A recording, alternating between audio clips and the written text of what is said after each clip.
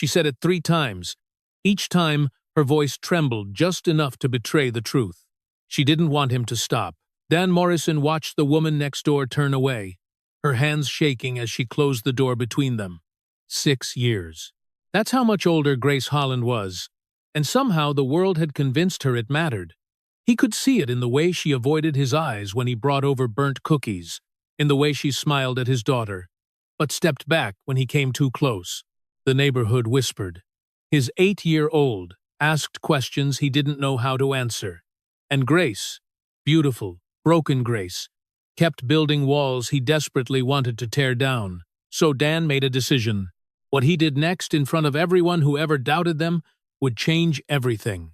The morning air in Maple Street smelled like cut grass and the last traces of summer rain.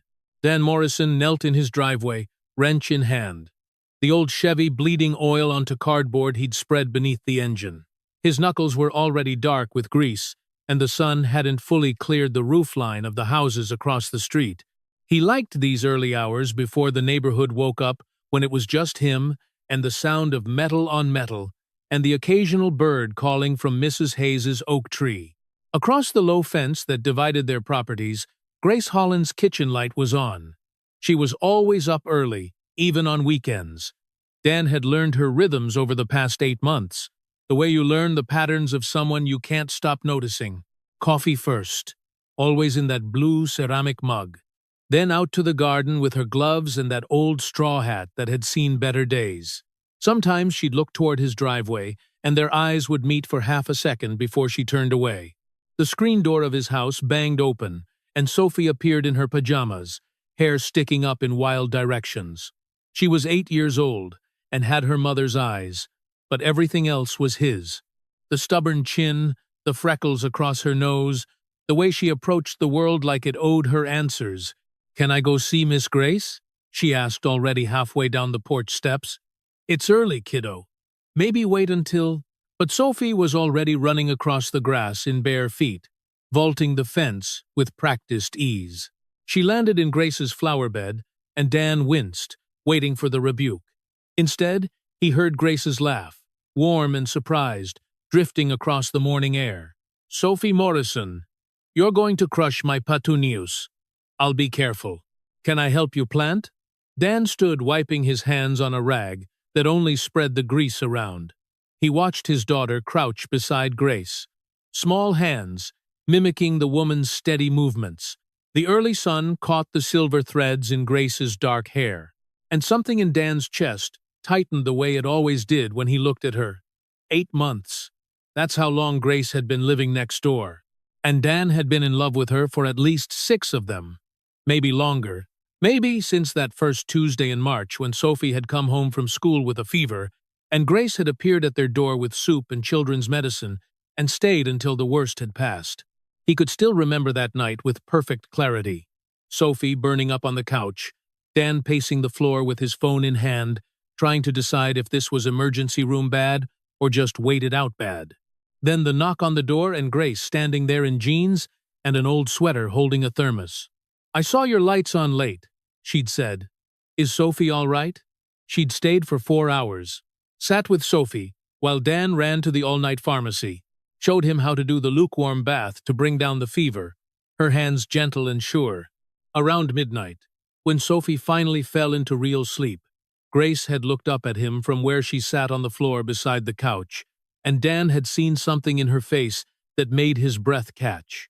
Not just kindness, something deeper, more complicated. "You're a good father," she'd said quietly. And he'd fallen right then with his daughter's soft breathing between them and the hall light casting shadows on the wall.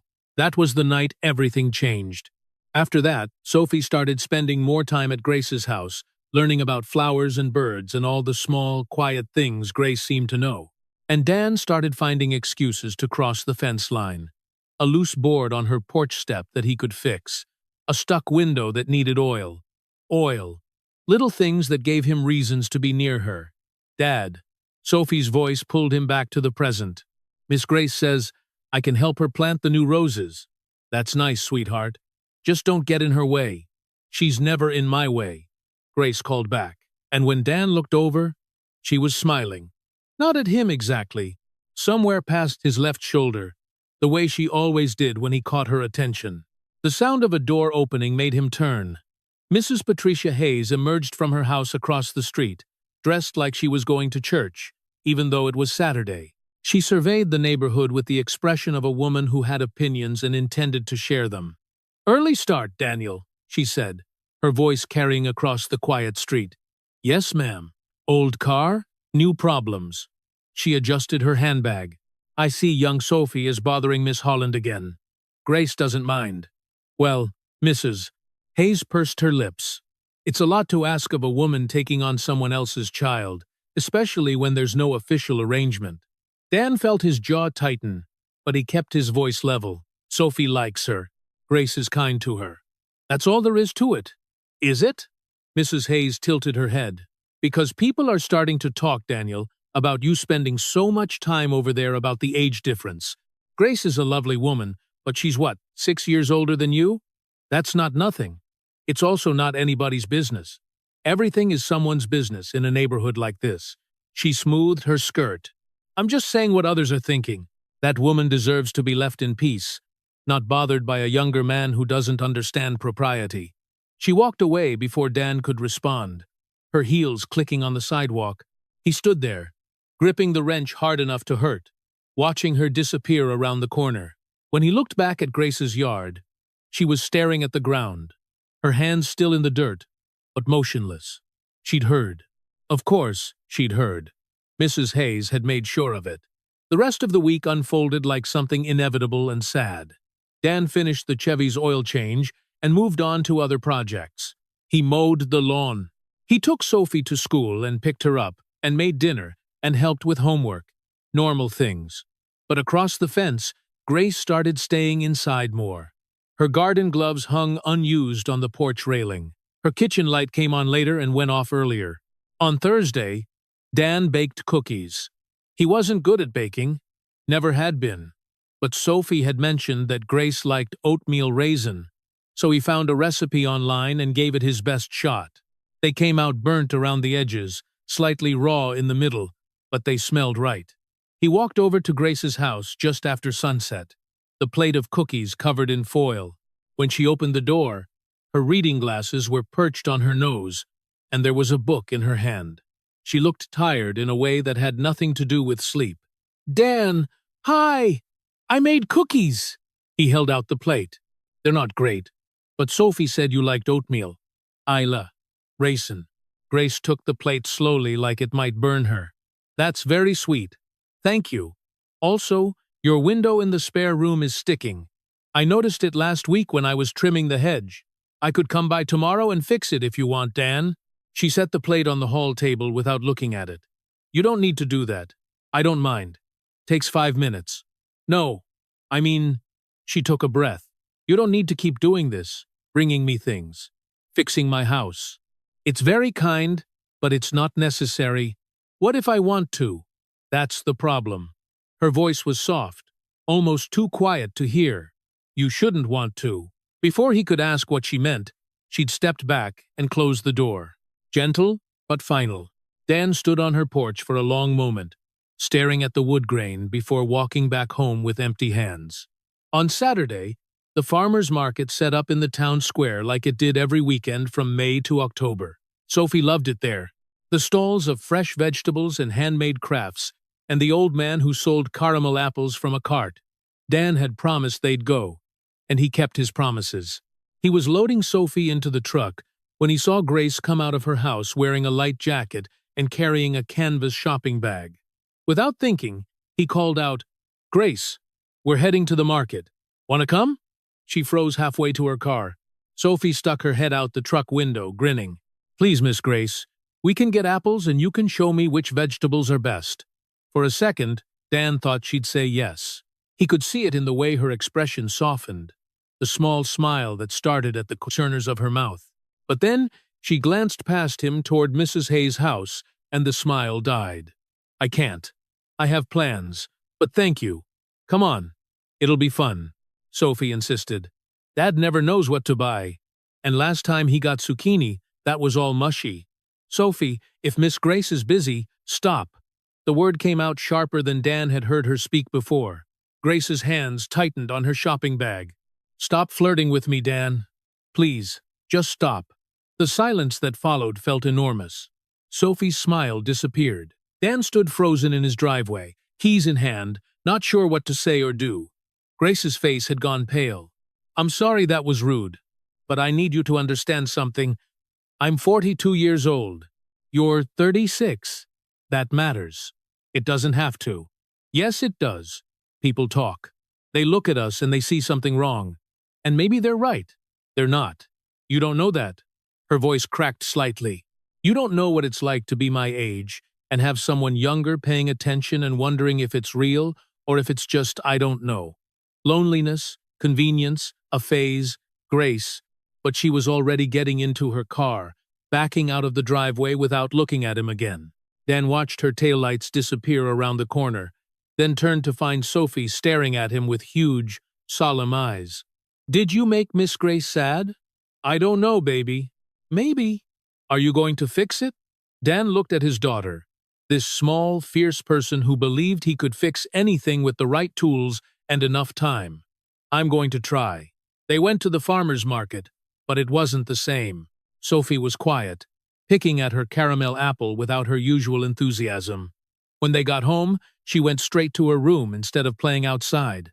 Through her closed door, Dan could hear her crying, soft and restrained, the way kids cried when they were trying to be brave. He sat on the floor outside her room with his back against the wall and his head in his hands, wondering how loving someone could hurt this many people at once. The days that followed were worse than the silence before. Grace didn't just avoid him now.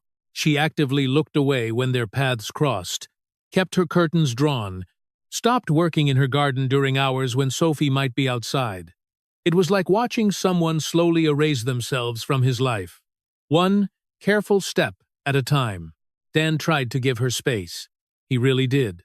But on Tuesday morning at 5, he woke to the sound of scraping metal and looked out to see Grace struggling with her garbage cans in the pre-dawn dark.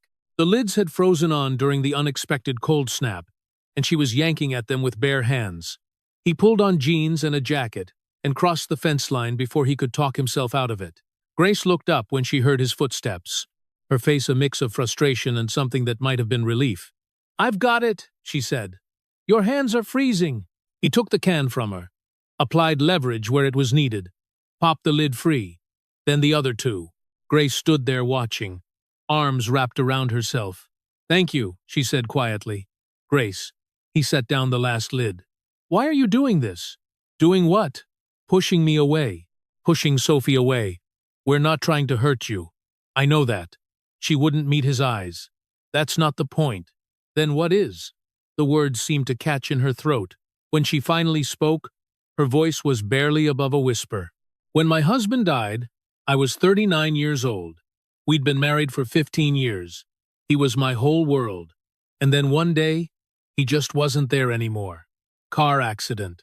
Some kid texting while driving ran a red light, and my entire life ended in the time it takes to send a message." Dan waited, sensing there was more. For months after, I couldn't look in mirrors. Couldn't stand to see myself getting older when he'd stayed frozen at 38 forever. And when I finally did look, you know what I saw? An old woman. Someone used up and finished and done with that part of life. She laughed, but there was no humor in it. I convinced myself I was okay with it, that I'd had my chance at love, and now I'd just exist. Be a teacher, keep my garden, read my books, small, safe things. Then we moved in next door. Then you moved in next door. She finally looked at him and her eyes were wet. "And your daughter is beautiful, and your smile is kind, and you fix things without being asked, and you make terrible cookies with your whole heart." And I started feeling things I promised myself I'd never feel again. And that terrifies me, Dan. Because what if this is just me being lonely? What if 6 years from now you wake up and see what I see in the mirror? What if I'm just a placeholder until someone younger comes along? You really think that's who I am? I think you don't know yet. Neither of us does. But I'm too old to risk finding out. She went inside before he could respond. And this time, when the door closed, Dan heard the deadbolt slide home. He stood in her driveway as the sun came up, understanding finally settling over him like weight. Grace wasn't afraid of him. She was afraid of hope, afraid of wanting something and losing it again, afraid that loving him would end the same way loving her husband had ended. With her standing alone in an empty house, wondering why she'd been stupid enough to try, and he had no idea how to fight that kind of fear. The solution came to him 3 days later, while he was lying under a Mazda at Jake Turner's garage, replacing a transmission mount that had rusted through. Jake owned the place, had given Dan a job 5 years ago when he'd needed one badly, and seemed to think this gave him license to offer unsolicited advice about everything from carburetors to relationships. "Just tell her," Jake said from somewhere above him. "Straight up. No poetry, no games. No, women appreciate honesty. I've been honest. No, you've been polite. There's a difference. A pause. You know what your problem is. I'm sure you'll tell me. You're playing by her rules. She says, stay away. You stay away. She says it won't work. You nod and accept it. You need to stop asking permission and start stating facts." Dan rolled out from under the car, wiping grease from his forearm. "What facts? That you love her? That age is, that she's scared, and that's okay. But you're not going anywhere." Jake handed him a socket wrench. "Grand gestures, man. Women say they don't want them, but they do. They want to see you fight for it. This isn't a movie, Jake. No, it's better. It's real life, which means when you do something big, it actually counts." He leaned against the workbench. "Sophie's birthday is coming up, right? Week from tomorrow. There you go. Perfect opportunity. Make a speech. Tell the whole neighborhood how you feel. Put it all out there. She'll either say yes or say no, but at least you'll know." Dan looked at him. "That's the worst advice I've ever heard." "Probably. You going to take it?" He thought about Grace closing her door, about Sophie crying in her room, about waking up every morning to a house that felt emptier than it should because the woman he loved was 30 feet away and might as well be on another planet. "Yeah," he said. "I think I am." Sophie's birthday fell on a Saturday in late September, when the leaves were just starting to turn, and the air had that particular golden quality that made everything look like a photograph. Dan had spent the week preparing, sending invitations to half the neighborhood, setting up tables in the backyard, ordering a cake from the bakery on 3rd Street. Sophie had wanted to invite Grace personally, had stood at Dan's elbow while he wrote out the invitation in his careful handwriting. "Make sure you tell her it won't be fun without her," Sophie had insisted. So, he'd walked across the fence line one last time, knocked on Grace's door, and held out the envelope when she answered. "Sophie's birthday," he'd said. "Next Saturday, too. She really wants you there." Grace had taken the invitation, but hadn't opened it. "Dan, I don't think I know you don't think it's a good idea. You don't think we should see each other. You've made that clear." He'd stepped back, hands in his pockets. "But this isn't about us. It's about an 8-year-old girl who thinks you hung the moon. So, please just think about it." He'd walked away before she could say no. Now it was Saturday, and the backyard was full of people. Kids from Sophie's school ran around with balloons and party hats. Their parents stood in clusters, drinking lemonade and making small talk. Mrs. Hayes had come, dressed in a floral dress and a look of vague disapproval. Jake was manning the grill, flipping burgers with the confidence of a man who'd never met a social situation he couldn't dominate. And Grace's yard, visible through the fence, was empty. 2 came and went. Sophie opened presents, exclaiming over stuffed animals and art supplies and a skateboard from Jake that was definitely not age-appropriate. She kept glancing toward the fence, hope dimming a little more each time. At 3, Dan asked Jake to watch the grill. His friend raised an eyebrow, but didn't argue. Dan walked to the center of the yard and cleared his throat. "Can I have everyone's attention for a minute?" The conversations died down. People turned to look at him, curious. Sophie stood next to the present table, cake frosting on her chin, watching with wide eyes. Dan's heart was hammering hard enough to hurt, but he kept his voice steady. "First, thank you all for coming to celebrate Sophie's birthday. She's pretty excited about being 8, even though I keep telling her that means she's officially too old for me to carry around anymore." A few people laughed. Sophie rolled her eyes. But I have something else I need to say. And I'm asking you all to listen because I've been thinking a lot lately about courage and what it means to be brave. And I've realized that the bravest thing I can do right now is tell the truth in front of all of you. Mrs. Hayes shifted her weight, and Dan saw her exchange a glance with the woman next to her. 8 months ago, Grace Holland moved in next door, and my life changed. Not because of anything dramatic or obvious, but because of small things. The way she taught Sophie about flowers. The way she stayed up half the night when my daughter had a fever. The way she looks at the world like it's still got good things in it, even though she's had every reason to stop believing that. He paused, making himself breathe. I fell in love with her completely. The kind of love that makes you want to be better than you are. But Grace won't let me love her. She thinks she's too old for me. She thinks that 6 years is somehow more important than the fact that she makes my daughter laugh and my house feel like a home. The backyard was silent, except for the sound of wind in the trees. Some of you have opinions about this. Mrs. Hayes, I know you think it's improper. I've heard other people say things too. That we don't match. That it's weird. That I should find someone my own age. He looked around at the faces watching him. And maybe you're right. Maybe we don't make sense on paper. But I don't love her on paper. I love her in real life, where age is just a number. And what matters is how you treat people and whether you show up when it counts. His voice roughened despite his best efforts. Grace is the kindest person I've ever met. She's brave, and she's careful, and she's been hurt so badly that she's convinced herself it's safer to be alone. And I can't fix that for her. I can't make her less afraid. But what I can do is stand here in front of all of you and say this. I love you, Grace Holland. I love the gray in your hair and the reading glasses you wear on a chain and the way you talk to flowers like they can hear you. I love that you're 42 and I'm 36. And none of that matters even a little bit compared to the way I feel when I'm near you. Sophie had started crying, silent tears running down her face. Jake was grinning. Mrs. Hayes looked like she'd swallowed something sour. I know some of you will judge me for this. Judge us. And that's okay. But I'm done pretending I don't feel what I feel. I'm done walking on eggshells and hoping Grace will change her mind if I just give her enough space. So, here it is out loud where everyone can hear it. I love her, and if she'll give me a chance, I'm going to spend the rest of my life proving that age doesn't matter. Love does. He stopped talking. There was nothing else to say. The silence stretched out, uncomfortable in norms. Then Jake started clapping slow and deliberate. A few other people joined in. Mrs. Hayes didn't clap, but she didn't leave either. And then the gate opened. Grace stood there in a simple blue dress, her reading glasses hanging from their chain, her hair loose around her shoulders. Her face was stray with tears.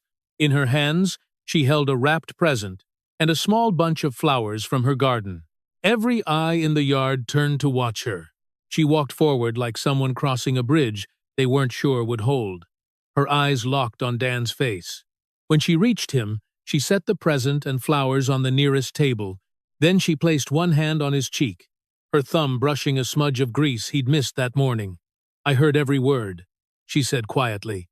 But in the silence of the backyard, everyone could hear. I've been standing on my porch for the last 20 minutes, trying to find the courage to walk through that gate. You found it? Barely. She took a shaky breath. I'm still scared, Dan. Scared that this is a mistake. Scared that you'll regret it. Scared that people will think I'm pathetic or desperate or I don't care what people think. I know, but I do. I care so much. It's been eating me alive. Her voice broke. But you just stood up in front of everyone we know and said, you love me. You made yourself vulnerable in a way I've been too afraid to do.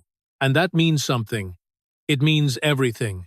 She turned to look at Sophie, who was watching with huge, hopeful eyes. Happy birthday, sweetheart. I'm sorry I almost missed it. Sophie launched herself forward, wrapping thin arms around Grace's waist. Grace held her tight, one hand smoothing down the child's hair, her eyes closed. Over Sophie's head, Grace met Dan's gaze. I love you too, she whispered. I was just too scared to say it. Dan reached out, pulling them both close.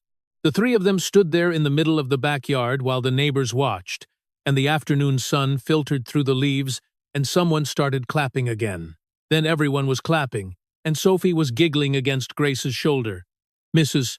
Hayes cleared her throat loudly. The yard went quiet again as she stood and walked over to them, her handbag clutched in both hands. Dan braced himself for the lecture. Instead, Mrs. Hayes looked at Grace with something that might have been respect. "Well," she said crisply, "I suppose if you're going to make a spectacle of yourselves, you might as well do it properly. Grace Holland, that man clearly adores you. You'd be a fool to let him go over something as meaningless as a few years." Grace blinked. "Mrs. Hayes, Oh, don't look so shocked. I'm old, not heartless." She patted Sophie on the head. "Happy birthday, child. Try to keep these two from doing anything too ridiculous, would you?" Then she turned and walked back to her seat, leaving a wake of stunned silence behind her. Jake started laughing first. Then someone else joined in, and soon the whole backyard was filled with noise and warmth, and the sound of conversation starting up again. The party resumed around them, but Dan barely noticed. He was too busy looking at Grace, at the woman who'd been so afraid to hope, and had found her courage anyway. So he said quietly, just for her, "Does this mean you'll stop telling me to stop flirting with you?"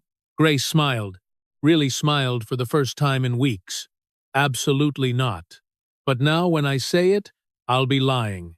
Clear's throat? "I can live with that." The rest of the afternoon passed in a blur of cake and presents, and kids running wild through the backyard. Grace stayed, helping clean up after, washing dishes beside Dan in the kitchen, while Sophie fell asleep on the couch with frosting still smeared on her chin.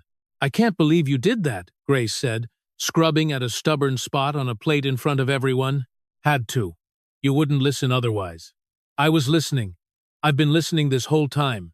She pulled her hands from the soapy water and turned to face him. "2 nights ago, I heard Sophie crying. Her window was open and I was in my garden. She asked you why I didn't like her anymore." "Grace. And you told her that I did like her, that I liked both of you, but that sometimes grown-ups were too scared of being happy to let themselves have it." Her voice shook. "I lay awake all night thinking about that, about how I'd been so focused on protecting myself from getting hurt that I was guaranteeing it instead. I was hurting all 3 of us." Dan set down his dish towel and pulled her close. She fit against him perfectly, her head tucked under his chin, her arms wrapped around his waist. "We'll figure it out," he said into her hair. "One day at a time. What if people keep talking? Then we'll let them talk. I'm done being afraid, Grace. And I think you are too." She pulled back to look up at him. "Just like that. Just like that. You make it sound easy. It's not easy, but it's simple. I love you. You love me. Everything else is just noise." Grace stood on her toes and kissed him. Soft and careful and full of promise, it was their first kiss, standing in his kitchen with dish soap on their hands and his daughter sleeping in the next room. It wasn't dramatic or cinematic or anything like the movies. It was perfect. The weeks that followed were an adjustment, learning each other's rhythms and habits. Grace started spending more time at their house, teaching Sophie to bake bread and helping with homework. Dan fixed things at Grace's place, and actually stayed for coffee after sitting at her kitchen table and talking until the sun went down. They went on real dates. Dinner at the Italian restaurant on 5th Street, walks around the reservoir, a terrible action movie that Sophie picked, and they both pretended to enjoy. The neighborhood adjusted too. Hayes stopped making pointed comments and started inviting Grace to her book club. Other neighbors smiled when they saw Dan and Grace together. Some genuinely warm, others a bit forced, but trying. And the few who still whispered gradually learned that nobody cared what they thought. Sophie bloomed. She had her father and Grace, who was becoming something like a second mother, even if they didn't use that word yet. She had stability and laughter and the kind of home that felt safe all the way down. One evening in early November, Dan came home from work to find Grace and Sophie sitting at the kitchen table surrounded by art supplies. Sophie had paint on her nose and a huge grin on her face. "Look, Dad." She held up a piece of poster board covered in careful drawings. 3 stick figures held hands in front of a house, flowers blooming all around them. "It's us." Dan leaned over her shoulder, studying the picture. Sophie had drawn herself in the middle, Him on one side, Grace on the other. All of them smiling. "It's beautiful, baby. I'm giving it to Miss Grace so she can put it in her house and remember that we're a family now." Grace's eyes went bright with tears. She pulled Sophie into a hug, pressing a kiss to the top of the child's head. "Thank you, sweetheart. I'll hang it in my kitchen where I can see it every day." Later, after Sophie was in bed and Grace was getting ready to go back to her own house, Dan stopped her at the door. "Stay," he said. "Dan, not like that. Just stay. Read on the couch. Fall asleep in the chair. I just want you here." Grace studied his face for a long moment, then nodded.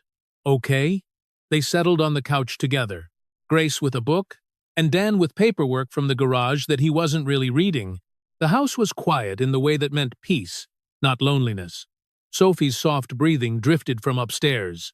At some point, Grace's book slipped from her hands, and she dozed off against his shoulder. Dan set aside his papers and let himself drift, thinking about how 5 years ago he'd stood in this same house, feeling like his world had ended.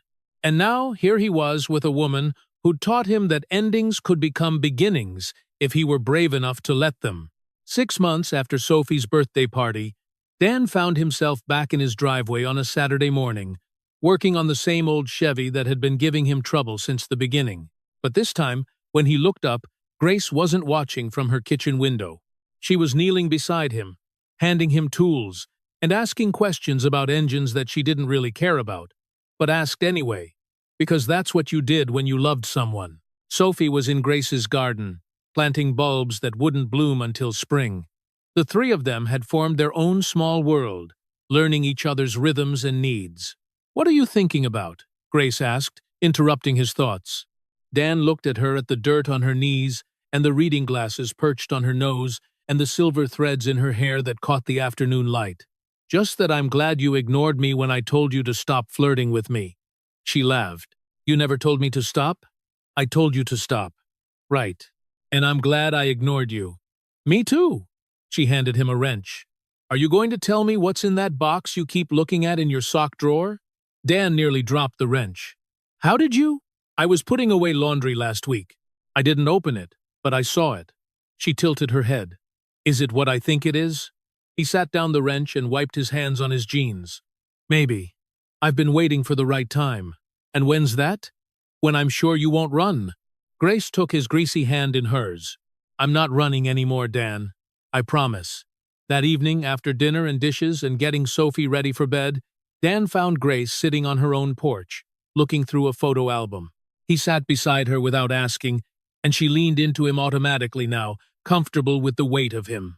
The album was old, the pages yellowing at the edges, pictures of Grace, younger, laughing next to a man with kind eyes and a gentle smile. Her late husband. There were wedding photos, vacation snapshots, quiet moments caught on film.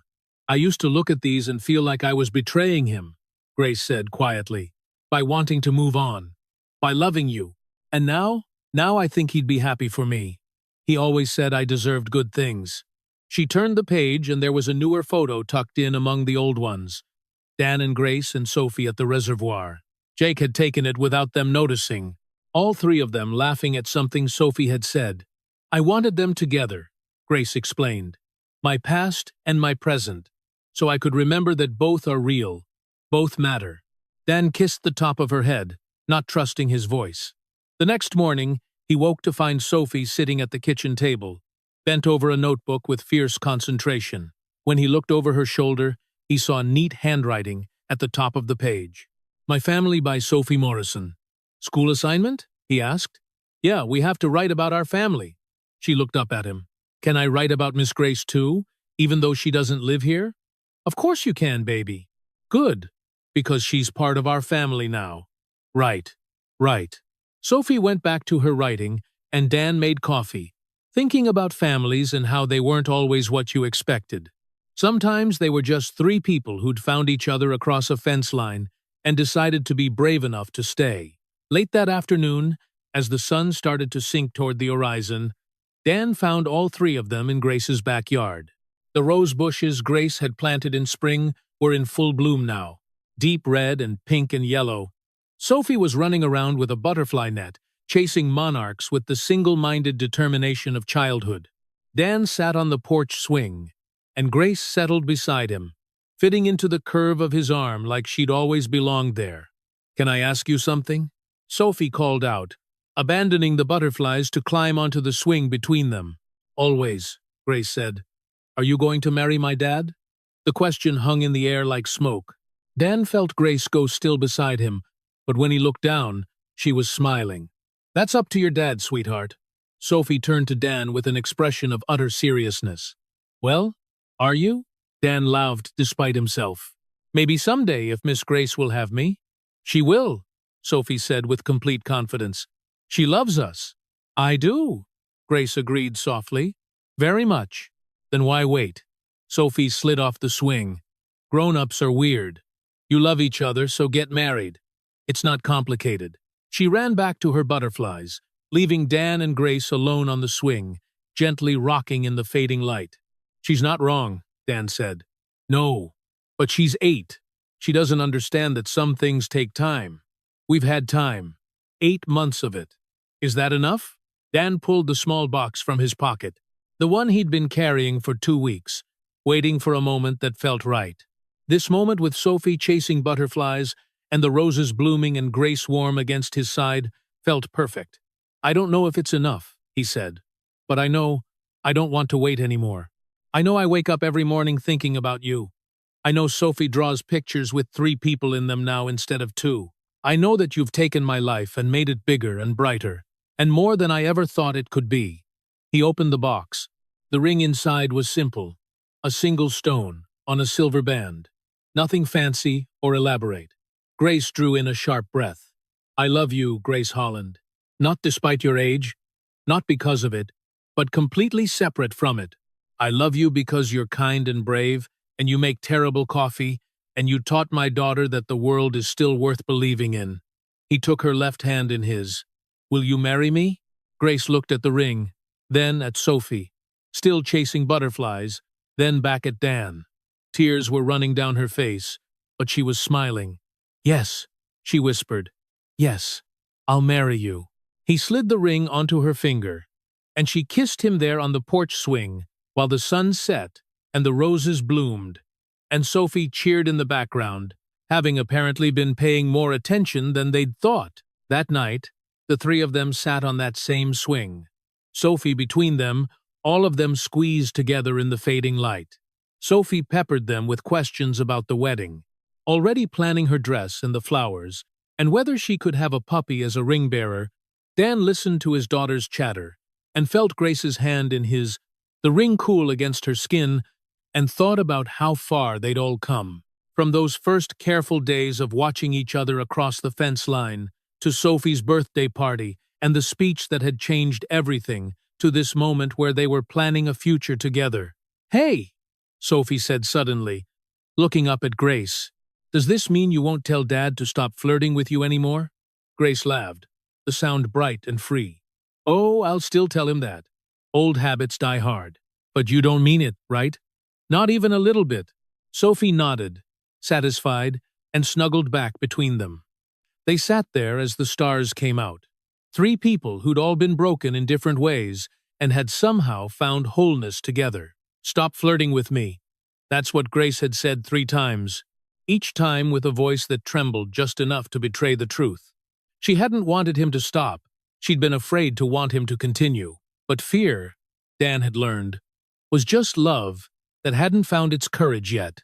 And they'd found it, all 3 of them, in a backyard in Portland, Oregon, surrounded by roses and butterflies, and the kind of ordinary magic that happens when people choose to be brave enough to love despite the odds. The world would keep spinning.